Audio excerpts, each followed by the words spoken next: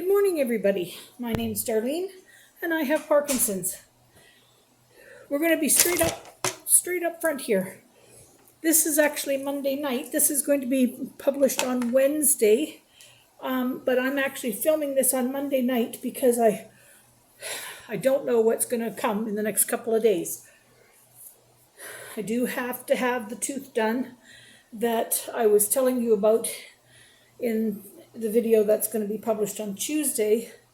So I have a tooth that has to come out, and I'm not sure how I'm going to feel after that. So I have been working my little hiney end off so that I had all my weekly chores done here, and so that if I don't go to the dentist and I stay home and my tooth hurts, then I'm okay to not do anything.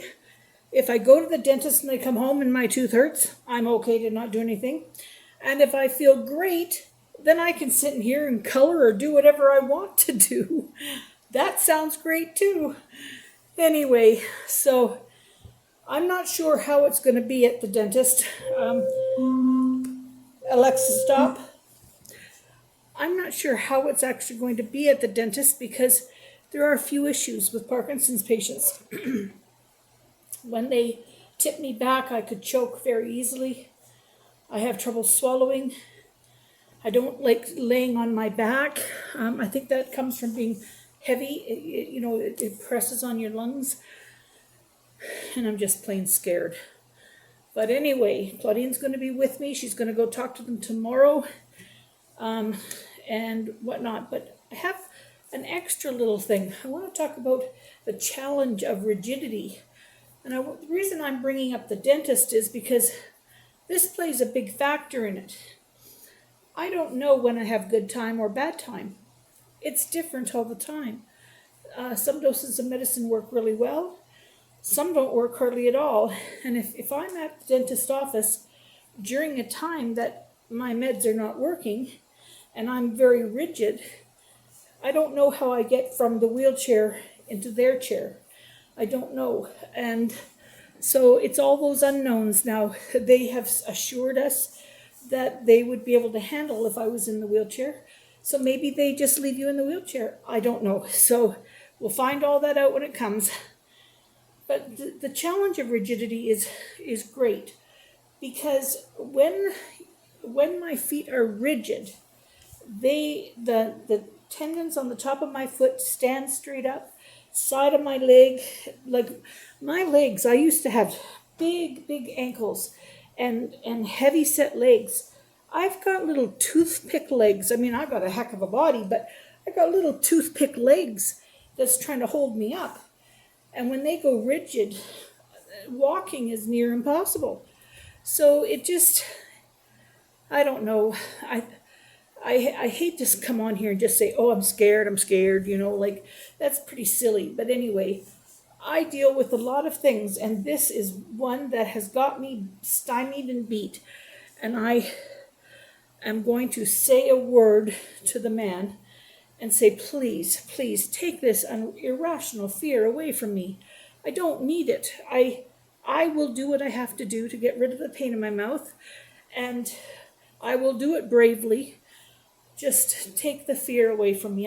You don't need to take the pain. You don't need to just take the fear away. Okay, now I'm going to also tell a small story. I'm not going to talk for very long because, rigidity is a subject that when I am rigid, I don't feel like talking about it. That's probably the best time to show you what it does to me. But at that point in time, my brain isn't working and I don't feel like doing it. So one of these days I'll get brave and do that. But anyway, one other thing I was going to say I can do now. I'm not going to show you right now because I don't have my full trousers on. I have pajamas on. But I can now sit and cross my legs. I couldn't cross my legs for years. Years I couldn't cross my legs. And now it's quite comfortable. Over and over and over. It's wonderful. Anyway, that's a small little victory for me. I'll take the victories where I can get them. I want to tell just a quick story. The church we were in Bridgewater, Nova Scotia, they did a church directory. And when they did the church directory, they took your photograph so that everybody, if they didn't know your name, They could just look through and go, oh, right, that's that couple. That sounded great to us. So anyway, we went to get our picture taken. We weren't allowed to preview it. They just took the picture and then they said, if you want to buy them, you can buy them. We said, no, we don't need to buy them. We'll just take them in the directory. We'll pay our fee for the photographer, but put them in the directory. But we have enough pictures at home of ourselves. We don't need that. So we didn't see it until it was published. Well, I don't know if you've ever seen a picture where there's two people who are about the same size, but one is closer to the camera than the other. Well, it was the most ridiculous looking picture I've ever seen in my life.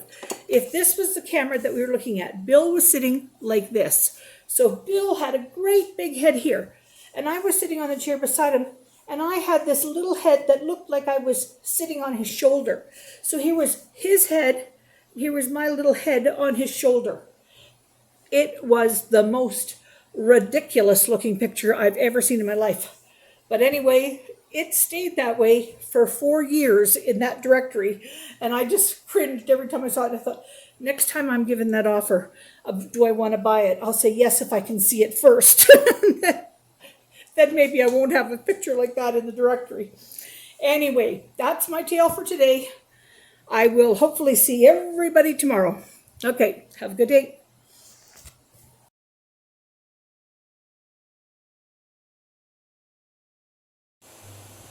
Good evening, everybody.